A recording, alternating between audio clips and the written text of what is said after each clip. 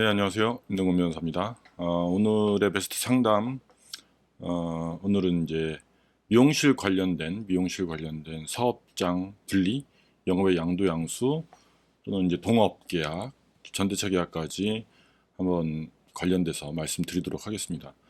미용실에 가면은 뭐 많은 디자이너 분들이 계신데, 미용실의 시설이나 규모, 뭐 이런 것들을 보고 미용실을 이용하시는 분들도 있겠지만, 미용실에서 일하는 디자이너분이 본인의 스타일을 잘 맞춰주고 그리고 본인이 원하는 스타일을 잘 구현해냈을 때 거기에 대한 만족도가 높기 때문에 단골로 정하고 계속적으로 이제 거래 관계를 맺어가는 경우들이 많이 있습니다.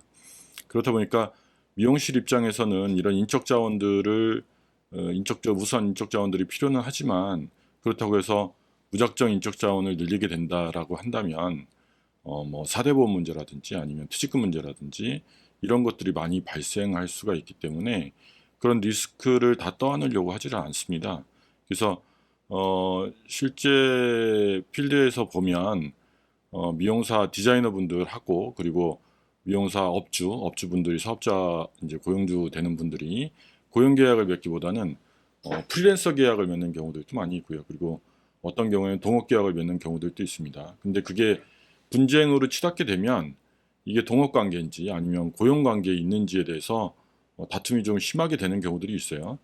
어, 고용 관계다라고 해서 근로자성이 인정된다라고 한다면 사대보험을 비롯한 모든 근로기준법상의 권리를 취득하게 됨과 동시에 사업자 입장에서는 최저임금이나 이런 거에 대해서 제한을 받을 수밖에 없는 것입니다.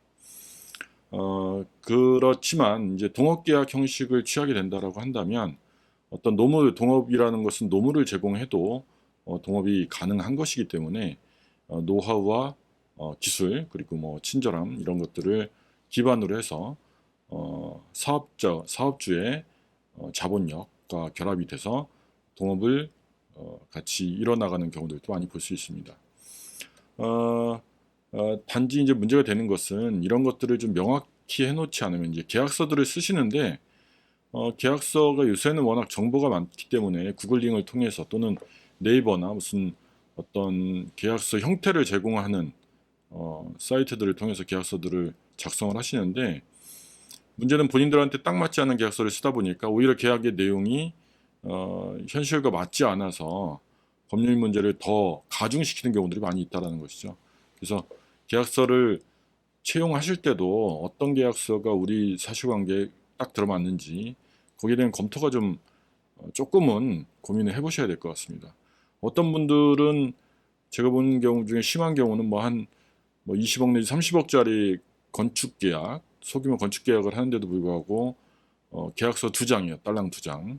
이런 경우들까지도 있습니다. 그러면은 거기서 발생하는 뭐 공사의 하자 부분이라든지 지체 상금 문제라든지 아니면 미시공, 오시공에 관한 문제들이라든지 이런 것들을 정확하게 해결할 수 있는 어떤 방법들이 없어요. 그때는 결국 그 수많은 시간 동안 공사 기간 내내 나눴던 얘기들 오히려 이럴 때는 녹취가 있으면 더 힘듭니다. 녹취가 너무 많기 때문에 그걸 보시는데 뭐 일주일 내내 보시더라도 정리가 안 되는 경우도 있어요. 그렇기 때문에 계약서가 굉장히 중요하다는 부분은 잊지 마셔야 될 것이고 자 얘기가 좀 옆으로 새긴 했는데 그렇다면 이제 오늘 있었던 상담 얘기는 그래서 미용실을 같이 하다가 미용실을 양도 그러니까 양도받게 됐는데 그렇게 했을 때 좀 주의해야 될 사항들이 무엇이 있느냐라는 거에 관한 부분이었습니다. 뭐 많은 부분의 고민 상담을 드렸지만은 법률적인 상담을 드렸지만은 가장 주된 것들은 건물주와 그리고 그 사이에 임차인이 있는데 이 경우는 독특하게 임차인이 전대차를 준 상황이었어요. 전대차라는 건 뭐냐면은 원래는 임대인, 임차인 이렇게 딱 두 개 당사자만 두 종류의 당사자만 있는 것이 통상의 경우인데 임차인이 임차인의 이름으로 임차받은 건물을 다시 임차하는 경우들이 있어요. 그런 경우를 전대 또는 전대차, 전대인, 전차인 이렇게 나눠서 부르거든요. 근데 그러면은 최종적으로 그 입주한 분들은 건물주, 그러니까 임대인에 대한 어떤 권리 행사가 제약을 받을 수밖에 없어요. 임차인을 거쳐가야 되기 때문에. 그런 경우에 주의해야 될 것들이 어떤 것들이 있느냐에 대해서 좀 말씀드렸는데, 전대차 계약을 맺을 때는 반드시 임대인의 동의를 받아야 됩니다. 특히 사업장을 별도로 낼 경우에는 사업자 등록을 할 때 주소지를 필요로 하기 때문에 임대차 계약서가 필요한데, 이때 들어가는 임대차 계약서는 전대차 계약서도 상관이 없습니다. 다만 임차인으로서의 권리, 그러니까 우리는 임차인한테 월세를 꼬박꼬박 내고 있는데 그 임차인이 임대인한테 월세를 주지 않았다. 그렇게 되면은 우리는 다 줬어요라고 항변할 수가 없습니다. 그러면 계약의 잔여 기간이라든지 또는 보증금의 회수라든지 이런 부분들을 다 보장받을 수가 없어요. 그리고 거기에 대한 손해배상 청구도 어려운 부분이 있습니다. 근데 경제가 좀 좋지 않다 보면 중간에 임차인들이 전대인의 보증금 또는 임차료를 가지고 잠적하는 경우들도 적지는 않습니다. 그래서 그런 부분들을 굉장히 좀 면밀히 보셔야 돼요. 근데 다만 임대인한테 반드시 동의를 받는 게 능사냐? 이거는 현장 상황에 따라서 달라요. 어떤 분들은 임대인인데 건물 임대차에 크게 관심이 없으신 분들이 있어요. 돈이 뭐 굉장히 많으신 분들 같은 경우는 뭐 어떤 세입자가 들고 나는지 뭐 정확히 모르고 건물 관리인을 통해서 그런 상황을 보고만 받고 그런 식으로 관리를 하는 경우들이 있는데, 이런 경우에는 뭐 임대차 비용이 현격히 낮은 경우들이 많이 있죠. 시대를 따라가지 못하고 낮은 금액으로 임차 금액이 형성되어 있는 경우들이 있는데, 이때 굳이 임대인의 동의를 얻어야 되기 때문에 연락을 취한다. 글쎄요. 법률적으로는 당연히 취해야겠지만 불안한 지위에 있는 것도 용인하면서까지 내가 있어야 될 만한 이익이 돌아온다 나한테. 그럴 땐 좀 고민해 보셔야겠죠.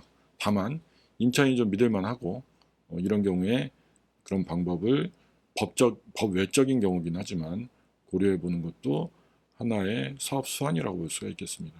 그래서 오늘은 미용실에 관련된 상담을 진행하면서 같이 불거질 수 있는 여러 가지 문제들에 대해서 간단하게 좀 짚어봤습니다.